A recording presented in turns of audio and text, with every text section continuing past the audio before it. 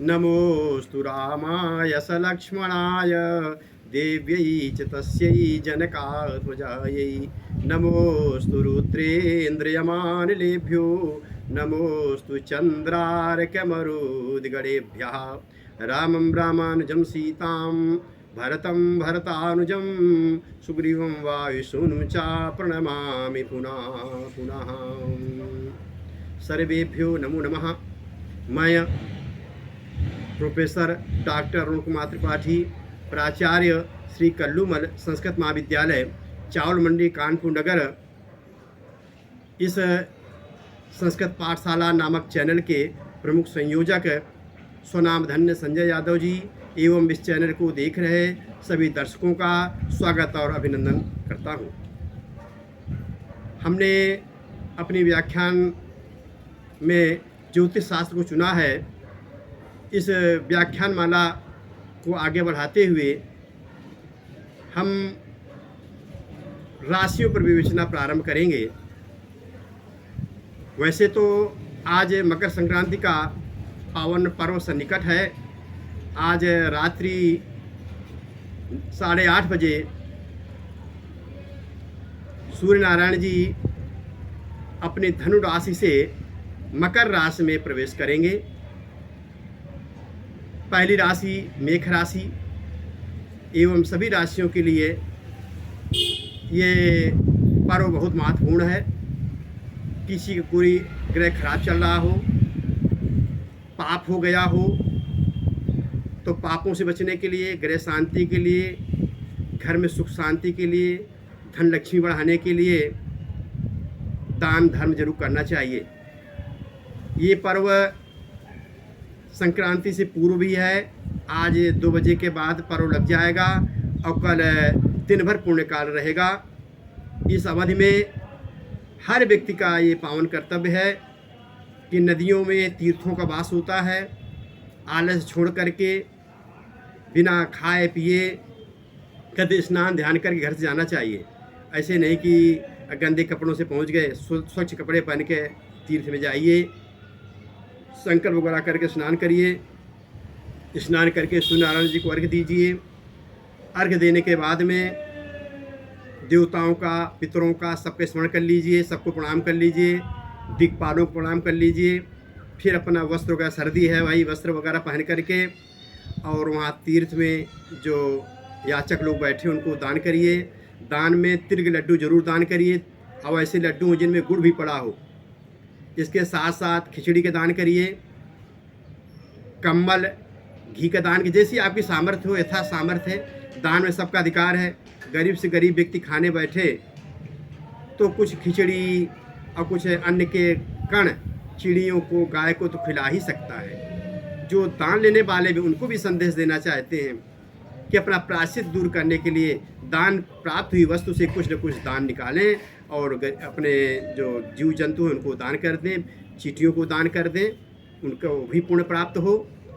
और देखिए मेष राशि वालों के लिए तो विशेष करके है कि मेष राशि में लग्न में राहु भी साथ में रहेंगे, चंद्र राहु की युति रहेगी। तो ऐसी स्थिति में क्रोध से बचना चाहिए।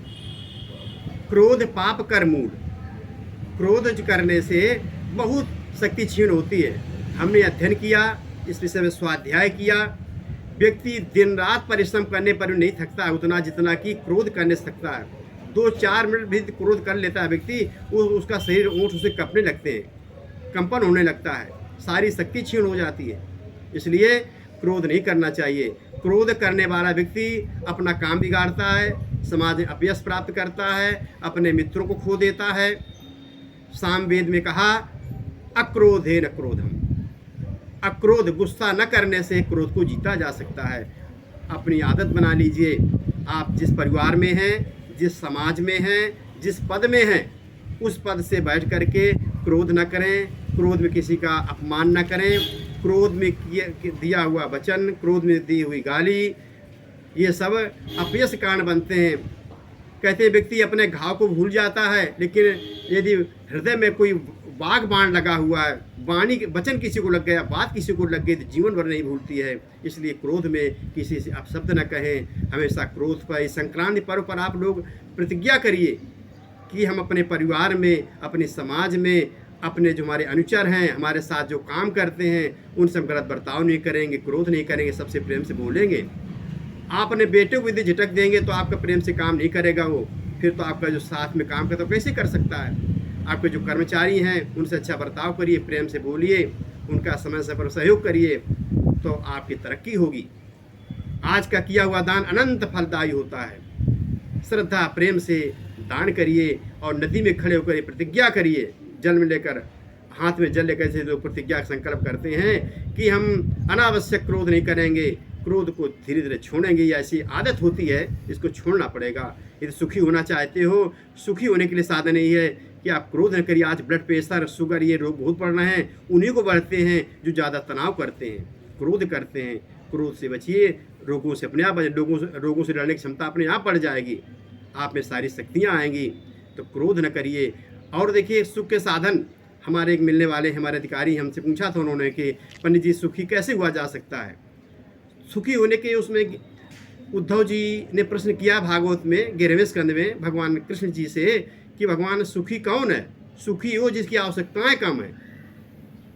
अपनी आवश्यकताएं सीमित करिए, जितना प्राप्त है उसे अपने खर्चे चलाइए, व्यर्थ के खर्चे मत बढ़ाइए, तो सुख का साधन है। क्रोध न करिए, क्रोध से भी शांति करने से अशांति बढ़ती है, तो क्रोध न करिए, सबसे अच्छा बर्ताव करिए। और संक्रांति पर्व पर अपना जो गुरु मंत्र हो उसको जपिए। जो जनेऊ पहनते हैं जनेऊ बदलना चाहिए। इसके बाद में घर में खिचड़ी बनाइए, भगवान का भोग लगाइए, स्वयं खाइए। खिचड़ी खाना वैज्ञानिक चीज़ है। कहते हैं कि हल्का भोजन करने से शरीर में रोगता बढ़ती है। ये यहाँ तक कहा गया कि जुरादो लंघनम कुर्यात, ज्वर आदि में लंघन करना चाहिए। इसलिए मेष राशि वालों के लिए विशेष सावधानी है। हम मेष राशि पर ही विवेचना आगे जारी रखेंगे। और मेष राशि वालों के लिए ये वर्ष बहुत अच्छा है, क्योंकि शनि जो हैं 10वें भाव कर्म भाव में आ रहे हैं। बुधादित्य योग भी है, शुक्र की युति भी है, ये बहुत अच्छा योग है। और गुरुदेव भगवान 21 अप्रैल को राशि परिवर्तन, 3 ग्रहों का विशेष महत्व होता है गोचर में। गुरु ज़्यादा दिन रहते हैं, लगभग साल भर रहते हैं। शनि जी 2.5 साल रहते हैं राशि में। और राहु 18 महीने रहते हैं। तो राहु 30 अक्टूबर को राशि संचरण करेंगे। वो मेष में से उल्टा चलते हैं, वो मीन में आ जाएंगे। और गुरु जो हैं मीन से मेष में चले जाएंगे। ये बहुत अच्छा रहेगा। जिनकी विदेश यात्रा का प्रसंग चल रहा है वो विदेश यात्रा करने को मिलेगा। जिनकी नौकरी कार्यक्रम अटके हैं, मेष राशि वालों के नौकरी के अच्छे योग हैं, धन धान के अच्छे योग हैं। बस क्रोध न करें। चंद्र राहु की युति क्रोध को बढ़ाती है, उत्तेजना पर नियंत्रण रखें। और इसके साथ साथ हमारे पास ये एक पौधा लगा हुआ है। ये पौधा मरुआ का पेड़ है। ये सभी प्रकार से निरोगी बनाता है। और इसके साथ में ये लगा है हमारे पास अजूबा का पेड़। ये त्रिदोष शांत करता है। इसके खाने से ब्लड प्रेशर, शुगर सब ठीक होते हैं। गमन में लगा लीजिए, हमेशा बढ़ता रहता है। इस तरह से अपने को निरोगी रखिए। हमने कहा था कि हम ज्योतिष प्रवचन साथ साथ में कुछ आयुर्वेद पर भी कुछ बताते चलेंगे। इन्हीं शब्दों के साथ अपनी वाणी को विराम देते हैं। जय संस्कृतम, जय भारतम।